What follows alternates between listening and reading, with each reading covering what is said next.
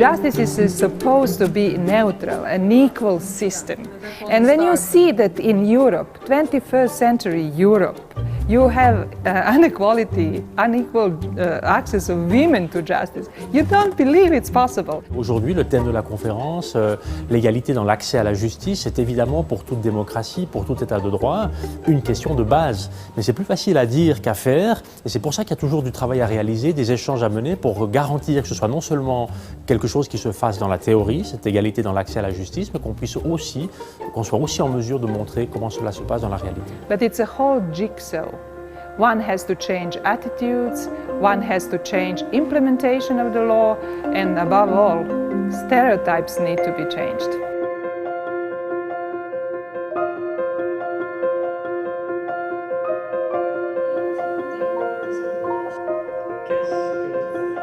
Alors les obstacles évidemment sont socio-économiques. Et je ne parle pas de la justice pénale parce qu'on le sait depuis des décennies qu'en matière de justice pénale, les femmes ont beaucoup plus de difficultés de faire valoir les abus dont elles sont victimes, les violences dont elles sont victimes, mais aussi la justice civile. La question de la preuve par exemple, parce qu'une femme amène la preuve, il y a toujours un petit stéréotype quand même de dire est-ce que c'est bien crédible, est-ce qu'elle n'exagère pas, est-ce qu'elle n'est pas émotionnelle.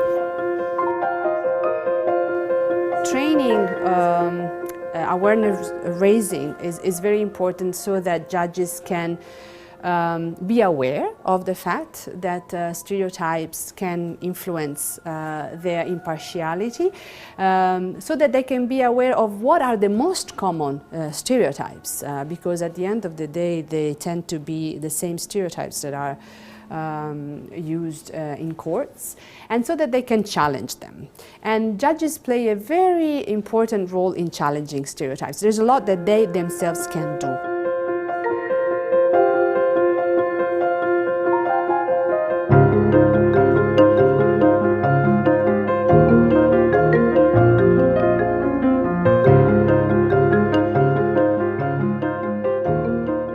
These exercises produce a discussion within the group, and this discussion is supposed to be the part that produce the self-awareness where the sexism bias is. So people leave the workshop knowing where their patriarchal bias is. This has been very useful because sentences have turned over and now judges are applying the conventions. We are really happy about that.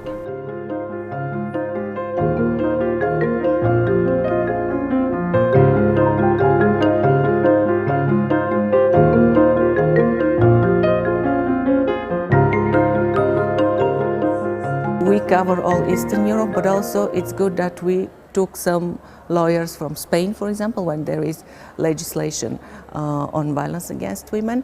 And there is interest from Asia and Africa and other regions when we launch the call for applications. So maybe this year we will have the first diploma for a lawyer from Zimbabwe.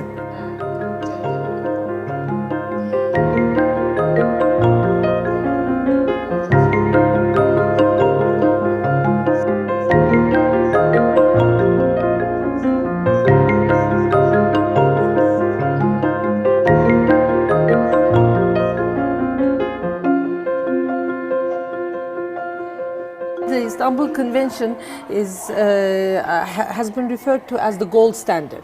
Why is it the gold standard? Because it links violence against women to gender inequality. So the sensitivity for gender inequality is an essential step to start the whole process.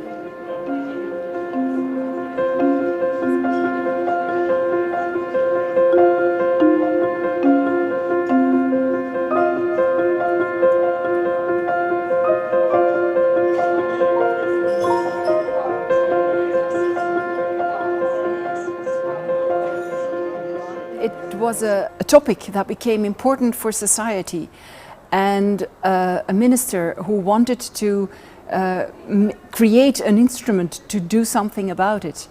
And those two just clicked together, and we had the law. Very often in the past we had to tell victims that we couldn't do anything because we had no legal framework.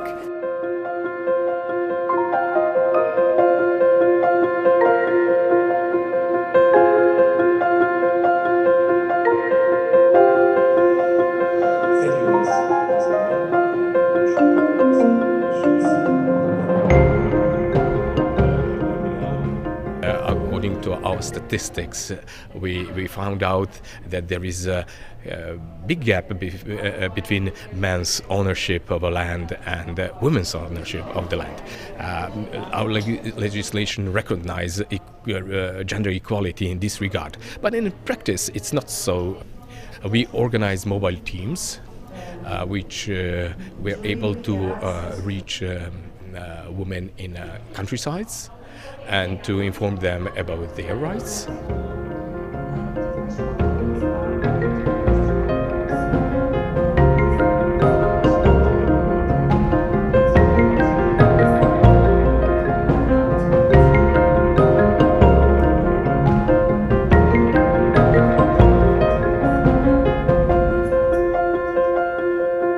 After a victim makes her or his complaint for domestic violence, she or he can ask for this protection measure.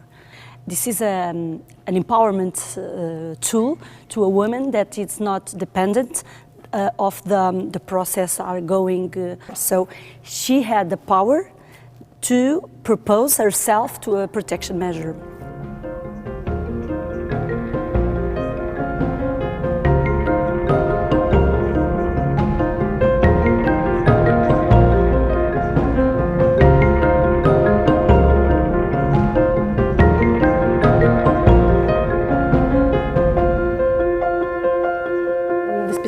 Women's experience of justice is masked by the neutrality, the apparent neutrality of laws and practices.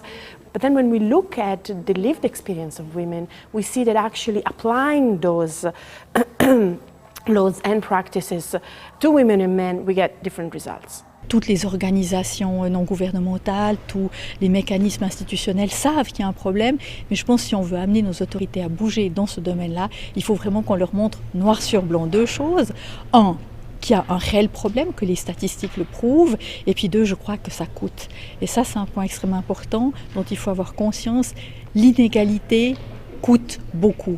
Ne rien faire, ça coûte de l'argent. We've been able to gather solid and reliable information with regard to such barriers that prevent women from accessing justice, but it has also been very interesting in the sense of finding remedies, because there are a lot of good experiences out there and initiatives, and this event has enabled the participants from the member states to exchange such good experiences and get inspiration for further work in this area.